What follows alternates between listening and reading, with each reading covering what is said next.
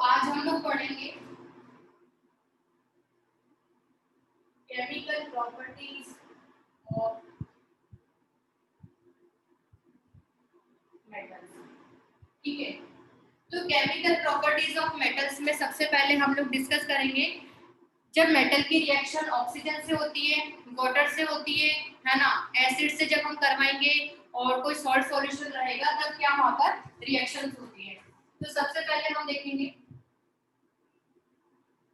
Reaction with oxygen.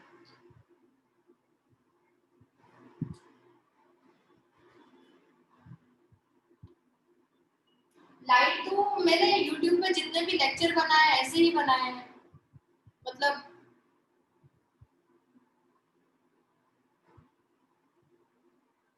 ये light आपको कम लग रही है?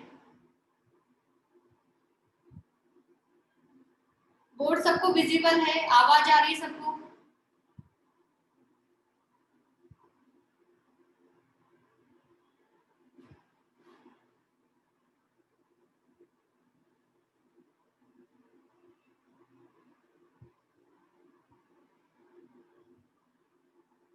तो रिएक्शन विद ऑक्सीजन में हम लोगों ने देखा था जब मेटल की रिएक्शन हम ऑक्सीजन से करवाते हैं तो मेटालिक ऑक्साइड बनते हैं, है ना। तो मेटालिक ऑक्साइड का जो नेचर होता है वो या तो बेसिक नेचर होता है या फिर एम्फोटेरिक नेचर का होता है। बेसिक नेचर जनरली हम लोग पढ़ते हैं। एम्फोटेरिक मैंने आप लोगों को बताया था, कुछ मेटल्स होती है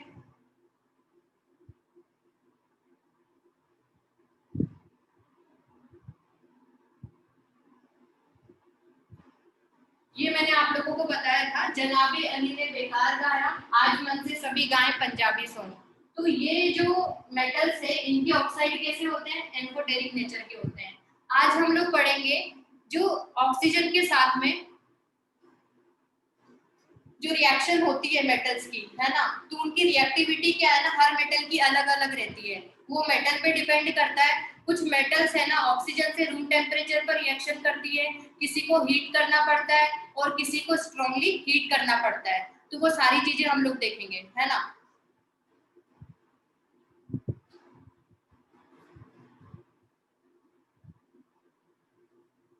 रिएक्टिविटी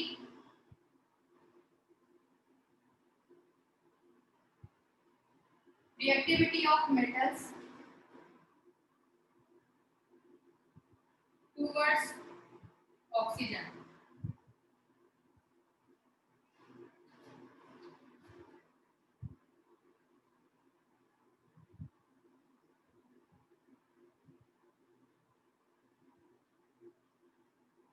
मैं रिकॉर्ड करके यूट्यूब पर डालूंगी इस वीडियो को, है ना, मैंने रिकॉर्डिंग तो चालू कर दी है।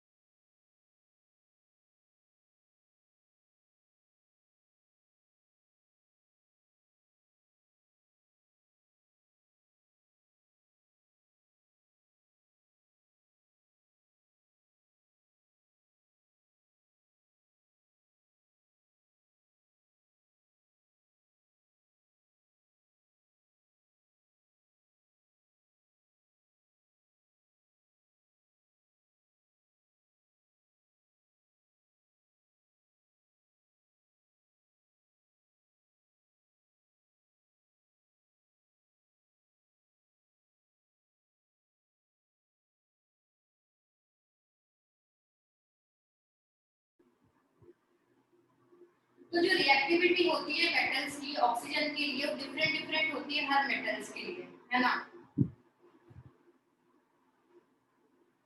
सम metals react at room temperature, some react at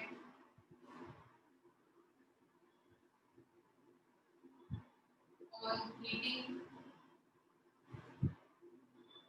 some react on strong heating।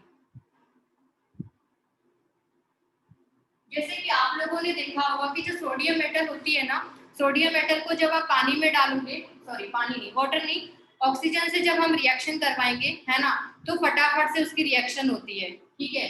और अगर हम मैग्नीशियम की बात करें तो मैग्नीशियम को है ना पहले हीट करना होता है, उसको हीट करोगे तब जाकर उसकी ऑक्सीजन से रिएक्शन होती है, ठीक है। तो सबसे पहले हम लोग देखेंगे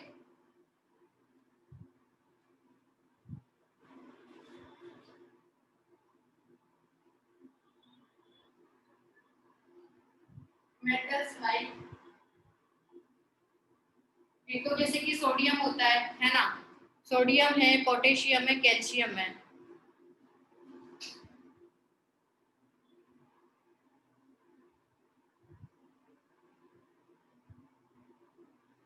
React with oxygen at room temperature।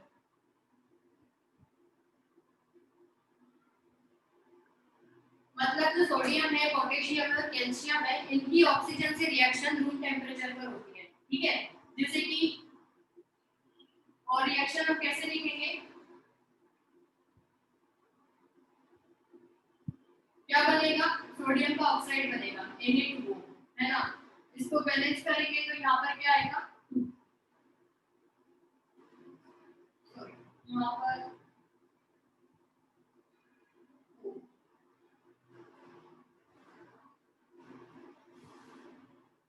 Potassium की रिएक्शन ऑक्सीजन से होगी तो क्या बनेगा K2O, है ना, पोटेशियम का ऑक्साइड बनेगा। हाँ, इसको केरोसिन में रखते हैं, ठीक है। कैल्शियम की रिएक्शन करवाओ ऑक्सीजन से तो कैल्शियम का ऑक्साइड बनेगा। बस हम लोग यहाँ पर क्या डिस्कस कर रहे हैं कि ये जो मेटल्स है, सोडियम है, पोटेशियम है, कैल्शियम है, इनकी ऑक्सीजन से रिएक्शन रूम टेम्परेचर पर हो जाती है ना। तो यहाँ पर कैल्शियम का ऑक्साइड बनेगा, ठीक है।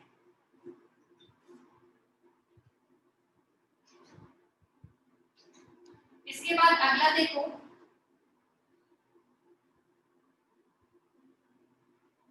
Metals like magnesium. जो मैग्नीशियम मेटल होती है do not react with oxygen at room temperature.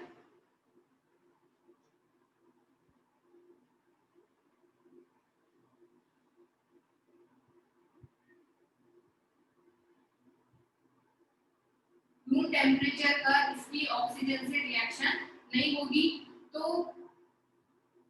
It react with oxygen on heating. जब आप इसको हीट करोगे तब जाकर मैग्नीशियम क्या बनाता है, मैग्नीशियम ऑक्साइड,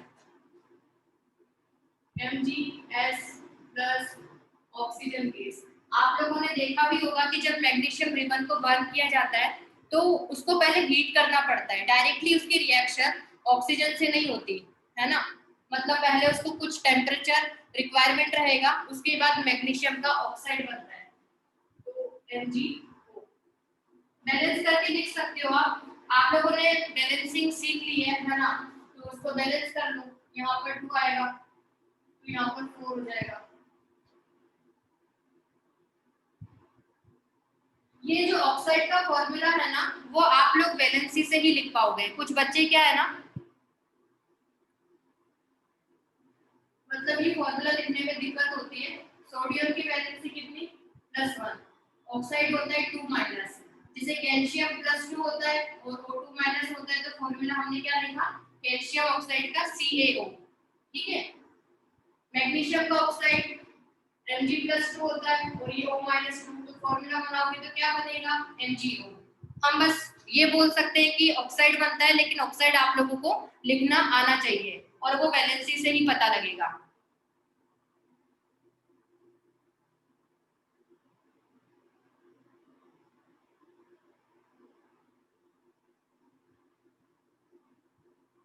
इसके बाद अगला देखो, मेटल्स लाइक जिंक।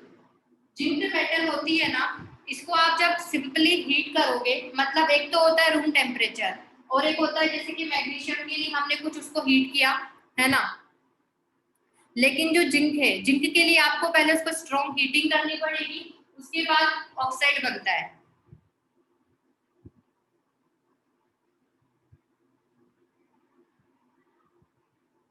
इलेक्ट्रोलिसिस तो अलग चीज है ना।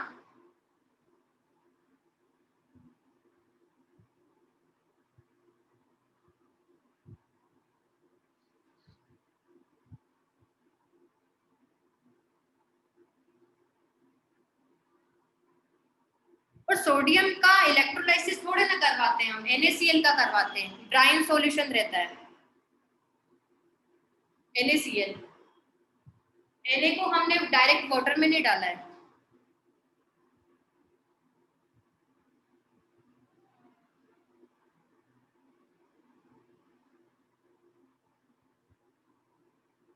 नहीं, सोडियम कैल्शियम पोटेशियम की जो रिएक्शन होती है वो बहुत जल्दी से हो जाएगी, मतलब आपको हीट नहीं करना पड़ रहा है ना, रूम टेम्परेचर पर रिएक्शन होती है।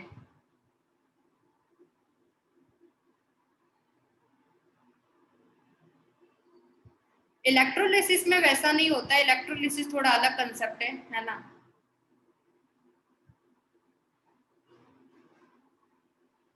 तो जैसे कि जिंक मेटल होती है,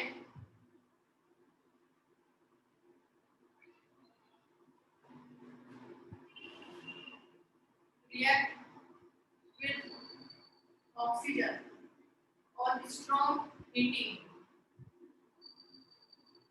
स्ट्रॉन्गली जब आप जिंक को हीट करोगे तब जाकर जिंक ऑक्साइड बनता है, ठीक है। इसकी रिएक्शन लिखोगे, जिंक मेटल सॉलिड स्टेट में होता है, ऑक्सीजन के साथ में ही, ठीक है, तो क्या बनेगा, जिंक ऑक्साइड।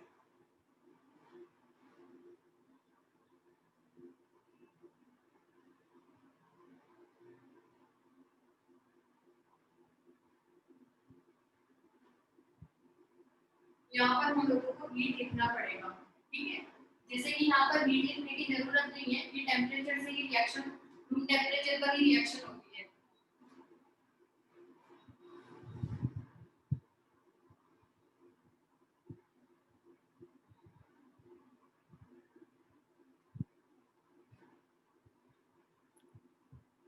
देखो वो जो रिएक्टिविटी सीरीज है ना, रिएक्टिविटी सीरीज बस ये बताती है कि वो जो इलेक्ट्रॉन को लूज करते हैं मेटल्स, वो सबसे मतलब उसके लिए कौन ज्यादा रिएक्टिव है। हम यहाँ पर पढ़ रहे हैं कि ऑक्सीजन से रिएक्शन जब होती है तो वो कैसे होगी, वाटर से कैसे होगी, इनकी रिएक्टिविटी कैसे रहती है जब ऑक्सीजन से रिएक्शन होती है, वाटर से होती है।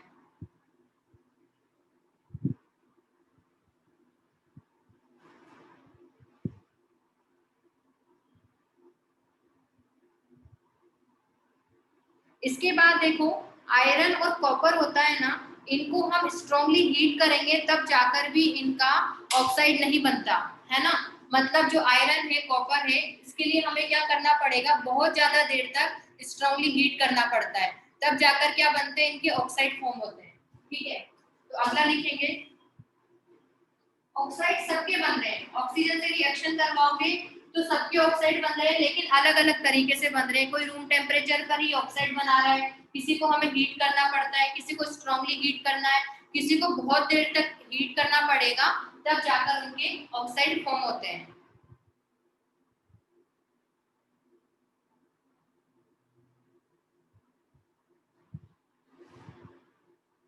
Metals like iron and copper react with oxygen on prolonged heating.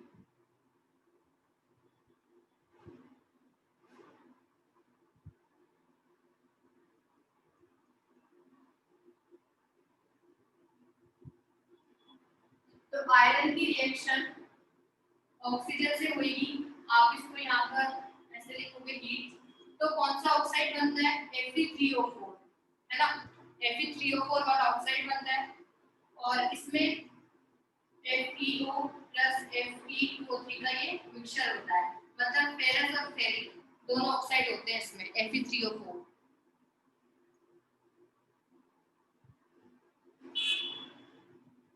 इसके बाद देखो कॉपर मेटल है, कॉपर मेटल की रिएक्शन जब ऑक्सीजन से होगी, इसको भी आपको बहुत देर तक हीट करना पड़ेगा, तो कॉपर का ऑक्साइड बनता है CuO, सॉरी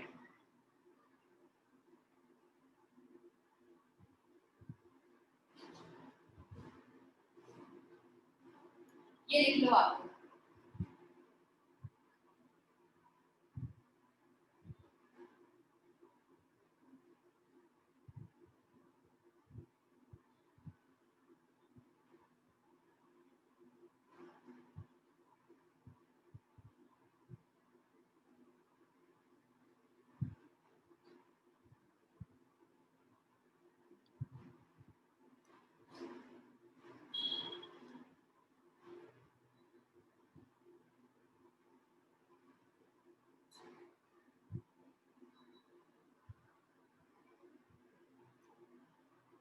और इसमें है ना ऐसा हम मतलब डाउट नहीं पूछ सकते कि ऐसा ही क्यों हो रहा है, क्योंकि हर मेटल की एक प्रॉपर्टी होती है, मतलब जैसे कि कोई आप लोगों ने पढ़ा होगा 8th क्लास में इग्निशन टेम्परेचर होता है ना। हाँ बिल्कुल बैलेंस करके लिखो आप इनको, है ना, बैलेंस करके लिखोगे तो ज्यादा अच्छा लगेगा। तो जो मेटल है ना, मेटल की अपनी प्रॉपर्टी है कि वो ऐसा मतलब जैसे हर कोई मेटल अलग अलग टेम्परेचर पर ऑक्साइड बना रही है। हाँ बिल्कुल इनऑर्गेनिक केमिस्ट्री से रिलेटेड है, इसमें आप ज्यादा क्वेश्चन नहीं पूछ सकते कि ऐसा ही क्यों हो रहा है ना।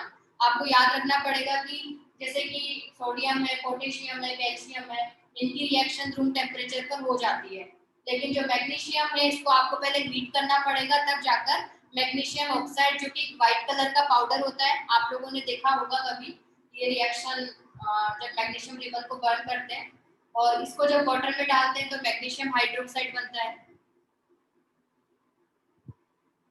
ठीक है। और जिंक है, जिंक भी नॉर्मली रिएक्शन नहीं करता रूम टेम्परेचर पर।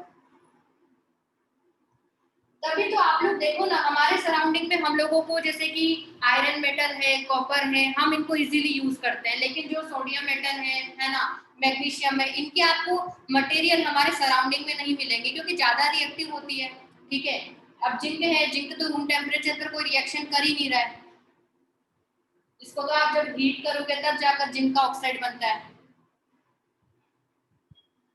फिजिकल केमिस्ट्री में आता है, मोल कंसेप्ट है, एटॉमिक स्ट्रक्चर है, और आयनिक इक्विलिब्रियम होता है, केमिकल इक्विलिब्रियम है, बहुत सारे चैप्टर्स हैं।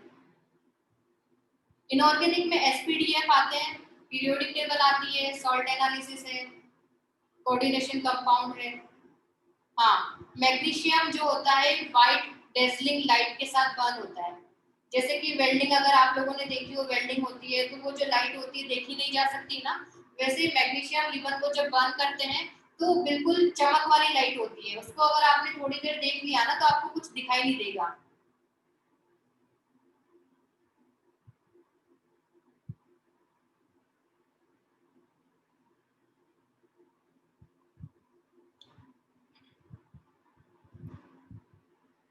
यहाँ पर हमने ऑक्साइड के बारे में पढ़ा है ना।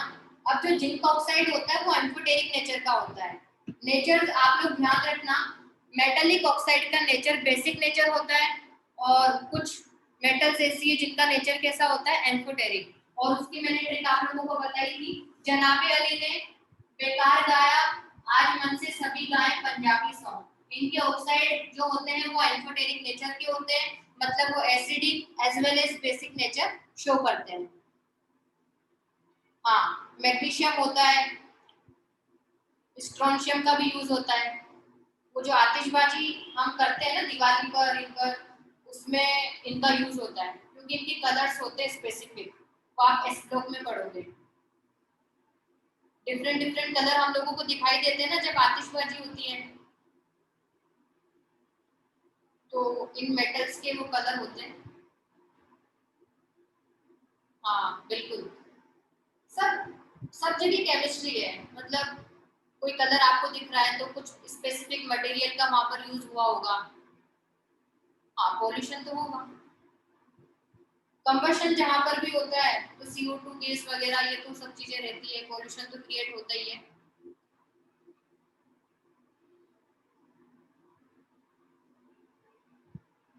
लिख लिया सबने? तो हम लोगों ने डिस्कस किया अभी केमिकल प्रॉपर्टीज, है ना?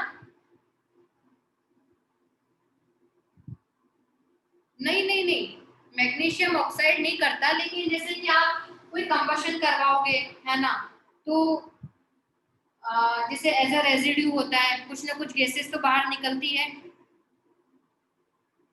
भाई आप पूरा मैग्नीशियम का ही थोड़े ना बनाओगे। मैग्नीशियम ऑक्साइड पॉल्यूशन नहीं कर रहा, लेकिन जो आतिशबाजी बनेगी उसमें क्या पूरा मैग्नीशियम थोड़े ना रहता है, और भी सब्सटेंसेस रहते हैं, तो वो तो पॉल्यूशन क्रिएट करते हैं।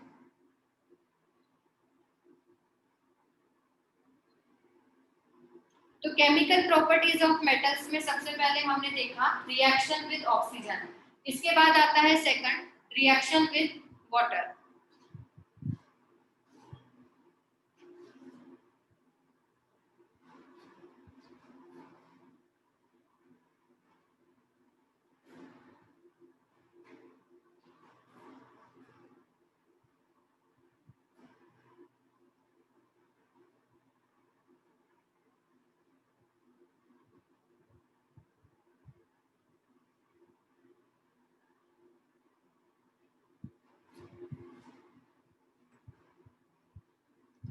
केमिकल रिएक्शन आप लोग लिख सकते हो हर किसी के लिए, बस आपको ये ध्यान रखना है कि रूम टेम्परेचर पर किसकी रिएक्शन हो जाती है, किसको हमें हीट करना पड़ता है और किसको स्ट्रांगली हीट करना पड़ता है। सब में ऑक्साइड ही हमने लिखे हैं। ऑक्साइड आप सबका इजीली लिख सकते हो अगर आपको वैलेंसी पता होगी तो।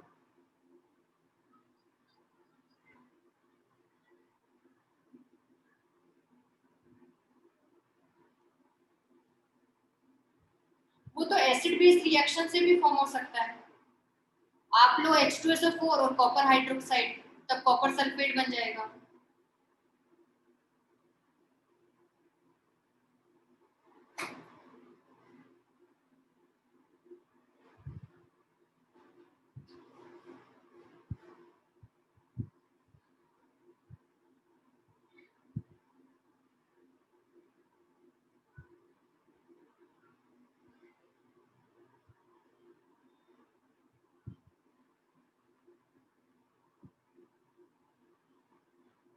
तो मेटल की रिएक्शन जब हम वाटर से करवाते हैं तो क्या बनता है, मेटल का हाइड्रोक्साइड बनता है। ठीक है, जैसे कि सोडियम मेटल को हमने पानी में डाला तो सोडियम हाइड्रोक्साइड बनता है और साथ में हाइड्रोजन गैस रिलीज होती है। ठीक है, तो वो जो हाइड्रोजन गैस है ना, अगर हम सोडियम मेटल की बात करें तो वो जो रिएक्शन होती है वो इतनी ज्यादा वायलेंट होती है कि वहां पर हाइड्रोजन गैस है ना बर्न हो जाती है। आप लोगों ने देखा होगा कि सोडियम मेटल को हमने पानी में डाला तो वो फटाफट से, मतलब एक छोटे बोल में वो कन्वर्ट हो जाता है और वहां पर आग सी लगती है ना, तो वो हाइड्रोजन गैस वहां पर जो फॉर्म हुई है वो बर्न होती है।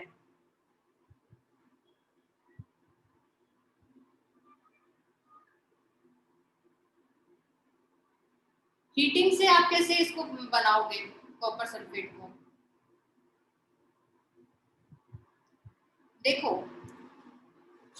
मैं अभी पहले इसमें लिखा दूं, साथ में बताती हूँ।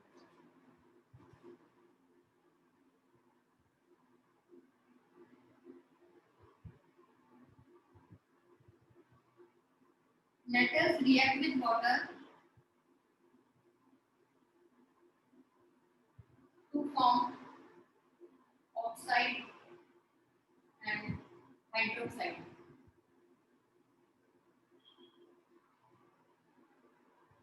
and hydrogen।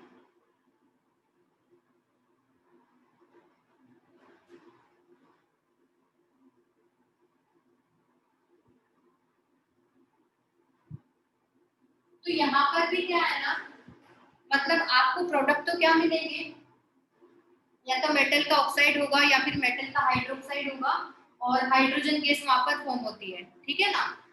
अब यहाँ पर भी जैसे कि हमने देखा कि reactivity of metals towards oxygen, तो वैसे ही है ना, और वाटर के साथ जब आप मेटल की रिएक्शन करवाते हो तो डिपेंड करता है कि मेटल कौन सी है। जैसे कि कुछ मेटल्स की रिएक्शन है ना कोल्ड वाटर से होती है, किसी की नॉर्मल वाटर से होती है, किसी में आपको वाटर को हीट करना पड़ेगा, किसी की रिएक्शन स्टीम से होती है ना। जैसे कि आयरन है, आयरन की रिएक्शन स्टीम से करवाते हैं तब जाकर क्या बनता है, उसका ऑक्साइड बनेगा।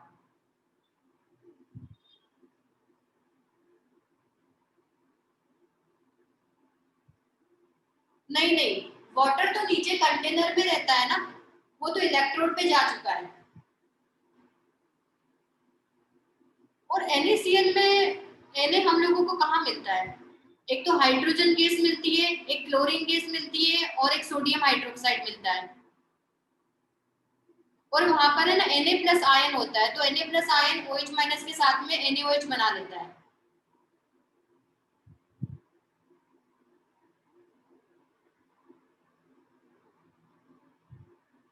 ठीक है।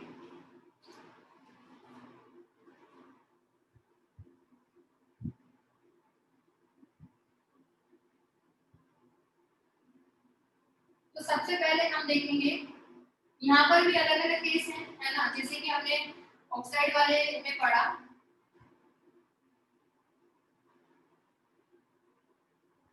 Sodium and potassium metals react vigorously, vigorously reaction होती है इनकी वाटर से। आपने सोडियम मेटल को पानी में डाला तो फटाफट से रिएक्शन होती है विद कोल्ड वाटर। और आपको ना पानी गर्म भी नहीं करना पड़ेगा, है ना, नॉर्मल जो वाटर होता है उससे इनकी रिएक्शन हो जाती है with cold water to form their, to form hydroxides and hydrogen gas. ठीक है। अब इनकी रिएक्शन हम कैसे लिखेंगे, हमने मेटल ली और इसको पानी में डाला, पानी लिक्विड स्टेट में होता है। ठीक है, तो क्या बनेगा यहाँ पर, सोडियम मेटल का हाइड्रोक्साइड और साथ में हाइड्रोजन गैस इवॉल्व होती है। ठीक है।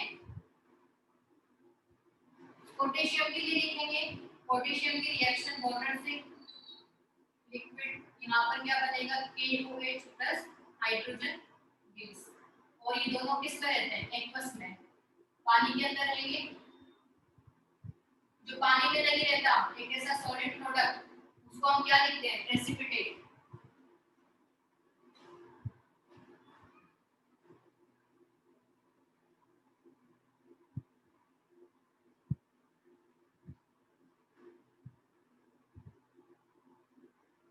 नहीं बिल्कुल नहीं, वाटर है ना, है तो वाटर, कंपोजिशन तो उसमें क्या है, H2O है। तो हम क्या करते हैं, फिजिकल स्टेट उनकी लिखते हैं, है ना। अगर आइस है तो नीचे लिख देंगे स्मॉल s, सॉलिड स्टेट में होता है।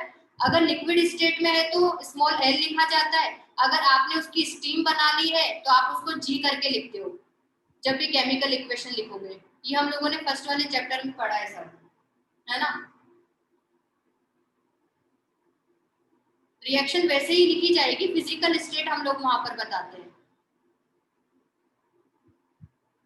पोटेशियम को हम वाटर में स्टोर करते हैं, किसने बोला वाटर में स्टोर करते हैं, केरोसिन में रखा जाता है इनको। लिथियम को हम पैराफिन वैक्स में रखते हैं, क्योंकि लिथियम जो है ना केरोसिन से क्या होता है, हल्का होता है, तो वो ऊपर की तरफ आ जाता है। और इसीलिए फिर उसको हम पैराफिन वैक्स में लपेट कर रखते हैं ताकि उसकी रिएक्शन ना हो।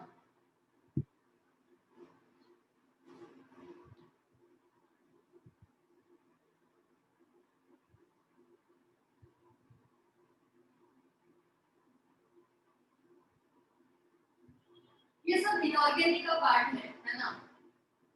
ये लगता बोरिंग है लेकिन ऐसा है कि जब कंपटीशन की तैयारी करते हो तो ना बहुत स्कोरिंग होता है। अगर आता है तो आप फटाफट से राइट कर दोगे, नहीं आता है तो फिर छोड़ना पड़ता है।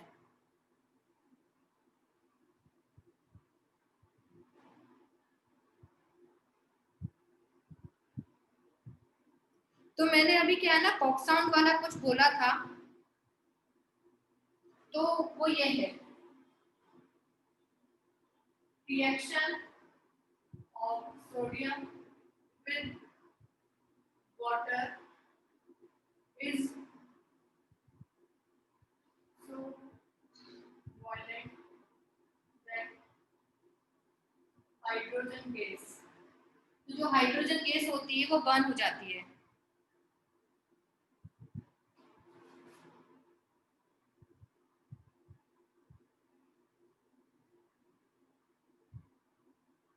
आप लोगों ने देखा होगा ना, जैसे कि आपने ये कंटेनर लिया है ना, इसमें पानी फिल है, ठीक है, आपने पानी डाला हुआ है, ये एक्सपेरिमेंट तो कराया गया होगा, ये तो करवाते हैं, ठीक है।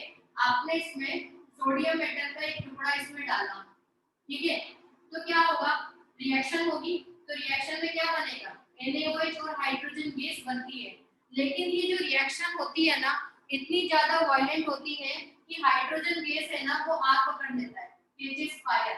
नहीं तो आप मेटल को जब पानी में डाल रहे हो तो वहां पर आग क्यों लग रही है, जो सोडियम मेटल है उसमें आग लग जाती है, तो ऐसा इसलिए हो रहा है क्योंकि जो हाइड्रोजन गैस वहां पर इवॉल्व हुई है ना वो आग पकड़ लेती है। अगर कोई रिएक्शन ज्यादा वायलेंट होती है तो आग लग जाती है ना, वैसे ही है।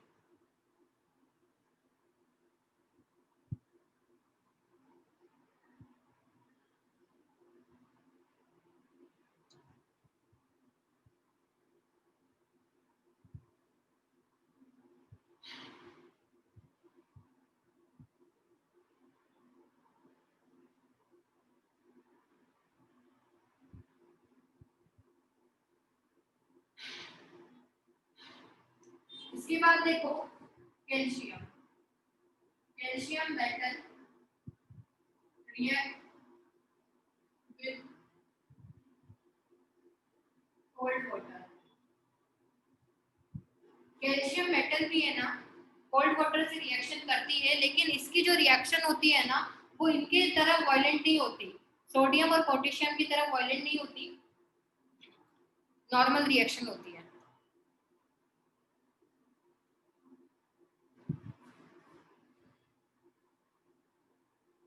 रिएक्शन इज,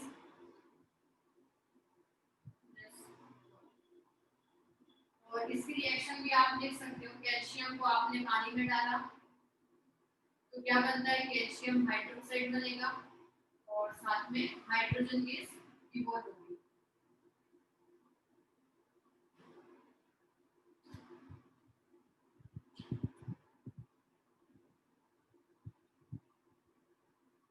देखो आप लोगों ने 8th क्लास में पढ़ा होगा इग्निशन टेम्परेचर, अगर किसी का इग्निशन टेम्परेचर आ जाता है तो वो अपने आप बर्न होगा। जैसे कि व्हाइट फास्फोरस होता है ना, व्हाइट फास्फोरस का इग्निशन टेम्परेचर रूम टेम्परेचर के बराबर ही होता है, मतलब 30-35 के आसपास उसका रहता है, 30-35, और गर्मी के दिनों में टेम्परेचर हो जाता है बाहर का, है ना। तो व्हाइट फास्फोरस उसमें अपने आप आग पकड़ लेगा, ऐसा नहीं कि आपको मतलब कुछ माचिस की तीली जलानी पड़ेगी उसको जलाने के लिए। तो इग्निशन टेम्परेचर अगर किसी का आ जाता है तो वो अपने आप बर्न होगा। अभी जंगल में जो आग लगती है वो क्या वहां पर कोई आग लगाने थोड़े ना जाता है।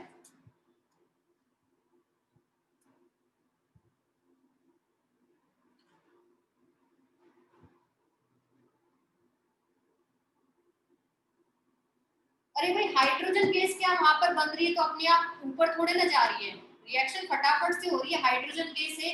जैसे कि आपने कोई सूतली बम जानते होंगे आप, दिवाली पर है ना जो हम जलाते हैं, तो उसमें क्या होता है, एक्सप्लोजन होता है, बहुत प्रेशर करके उसमें वो जो है उसको भरा जाता है बारूद वगैरह को जो भी है, तो उससे क्या ना एक्सप्लोजन होता है। अगर आप प्रेशराइज करके फ्यूल को डालते हो ना तो उससे क्या ज्यादा वहां पर कंबशन होता है।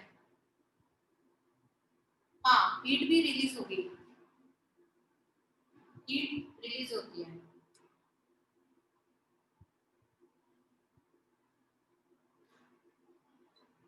आप लोगों ने ये प्रैक्टिकल देखा या नहीं देखा, पहले तो ये बताओ। मैग्नीशियम सोडियम वाला जो प्रैक्टिकल करवाते हैं वर्कशॉप वगैरह में, वो आप लोगों ने देखा या नहीं देखा।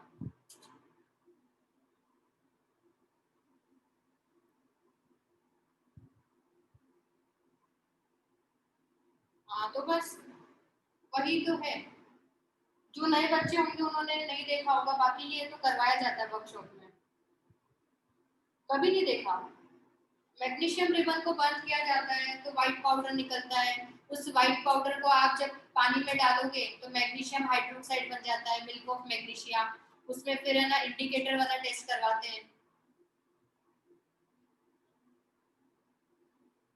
सोडियम मेटल वाला तो बाद में करवाते हैं हम लोग, जैसे कि वर्कशॉप वगैरह में पटाखे वगैरह फोड़ने टाइप से।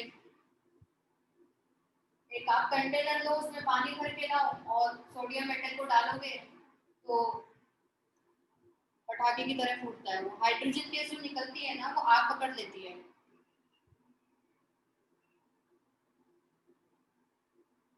हाँ बिल्कुल, जब भी ऑफलाइन चालू होगा तो मैं दिखा दूंगी सब। प्रेसिपिटेशन रिएक्शंस होती है, सब मैं बता दूंगी, है ना, प्रेसिपिटेट कैसा दिखता है।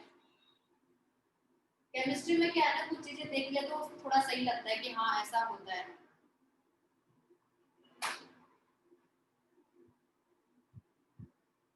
अब इसके बाद हम लोग लिखेंगे मैग्नीशियम की जो रिएक्शन होती है ना कोल्ड वाटर से, वो धीरे रिएक्शन होगी, है ना, क्योंकि सब टेम्परेचर पर ही डिपेंड कर रहा है। टेम्परेचर पर डिपेंडेंट है। टेम्परेचर जब उसका आ जाएगा रिएक्शन का तो वापस आराम से रिएक्शन होगी। तो कोल्ड वाटर से तो रिएक्शन है ना धीरे धीरे होती है। और अगर आपने पानी थोड़ा गर्म लिया है, हॉट वाटर से रिएक्शन करवाते हो, तो वो रिएक्शन क्या होती है, थोड़ी फास्ट होगी।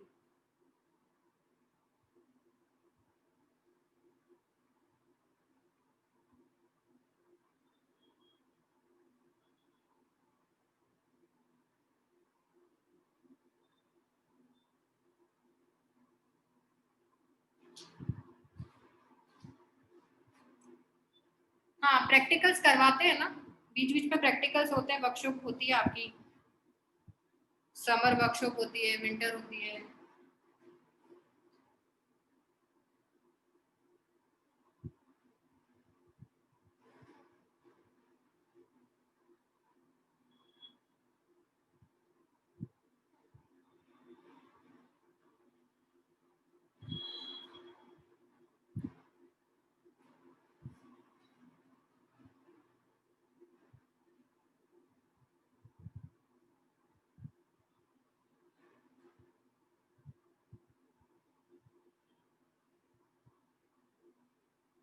इसके बाद देखो मैग्नीशियम का लिखेंगे,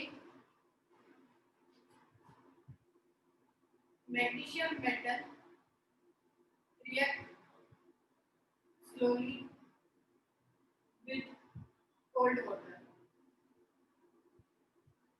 but react rapidly with hot boiling water and forms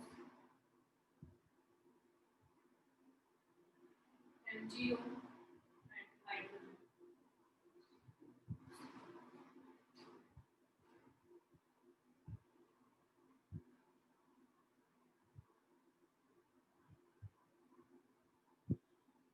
अब इसकी रिएक्शन लिखेंगे, मैग्नीशियम की जब रिएक्शन होगी वाटर से तो क्या बनता है, मैग्नीशियम ऑक्साइड बनता है ना, और साथ में हाइड्रोजन गैस बनती है। बस ये यहाँ तक ही पढ़ेंगे क्योंकि टाइम तो होने वाला है।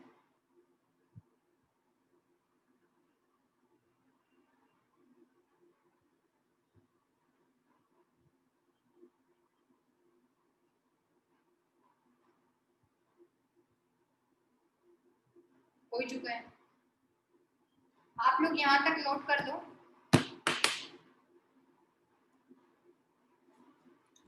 हमें इस वाले चैप्टर में ऐसी ही चीजें पढ़नी है ना, मतलब इनऑर्गेनिक से रिलेटेड, और ये याद ही रखना होता है फाइनली, क्योंकि हर किसी के लिए टेम्परेचर रिक्वायरमेंट अलग अलग रहती है। सबने नोट कर दिया? अगर कर लिया हो तो मैं मीटिंग एंड कर दूँ।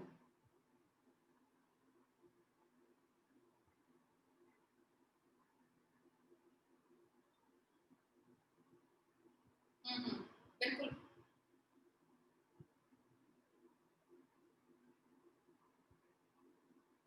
अब आयरन की रिएक्शन नॉर्मल वाटर से नहीं होती, आप लोग देखते होंगे आयरन की बहुत सारी चीजें हमारे घर पर है, आप उसमें नॉर्मल पानी डालोगे तो रिएक्शन थोड़े ना होती है, उसमें बहुत ज्यादा जो स्टीम रहता है टेम्परेचर वाला, उससे रिएक्शन होती है।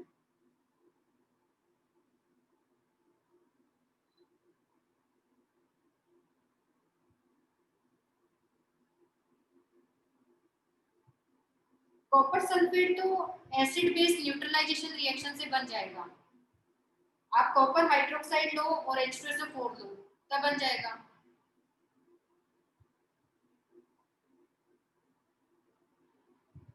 आयंस एक्सचेंज तो होते हैं उसमें।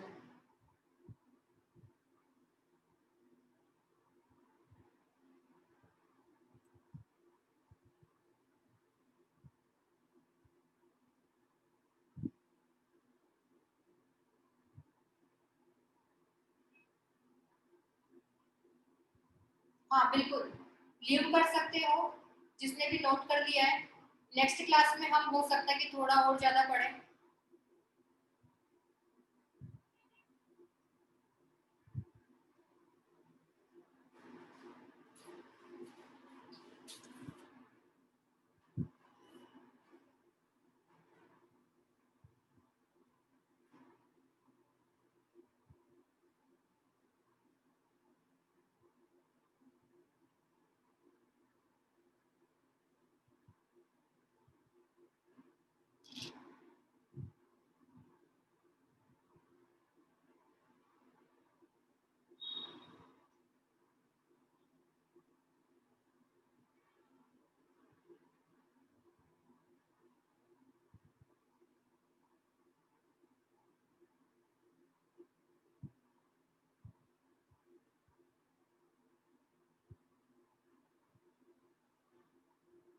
मैं आपका ये जो क्वेश्चन है सोम, इसका आंसर बताती हूँ, है ना, अलग से मैं बताती हूँ, क्योंकि रिएक्शन तो कॉपर की नाइट्रिक एसिड के साथ भी होती है, जबकि हम बोलते हैं कि कॉपर की एसिड से रिएक्शन होकर हाइड्रोजन गैस रिलीज नहीं होती है, लेकिन नाइट्रिक एसिड के साथ उसकी रिएक्शन होती है।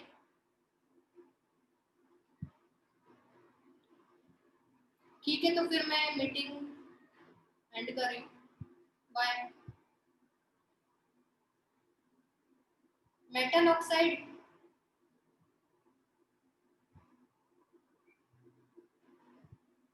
ये नहीं समझ में आया, क्या पूछ रहे हो H2O के साथ? हाँ, तो मैंने लिखा ना स्टार्टिंग में, जो मेटल्स होती है वाटर के साथ में रिएक्शन करके या तो ऑक्साइड बनाती है या फिर हाइड्रोक्साइड बनाती है, और साथ में हाइड्रोजन गैस इवॉल्व होती है। जैसे कि आयरन की अगर हम बात करें तो आयरन का हाइड्रोक्साइड नहीं बनता, उसका ऑक्साइड बनता है। तो जैसे कि मैग्नीशियम में मैंने लिखा ऑक्साइड बन रहा है MgO, ना कि हाइड्रोक्साइड बना है। वैसे ही एल्यूमिनियम में भी होता है, जिंक में भी होता है।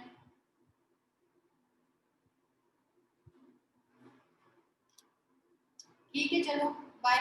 किसी का कोई डाउट रह गया हो तो आप मुझे मैसेज करके पूछ सकते हो, है ना, व्हाट्सएप पे।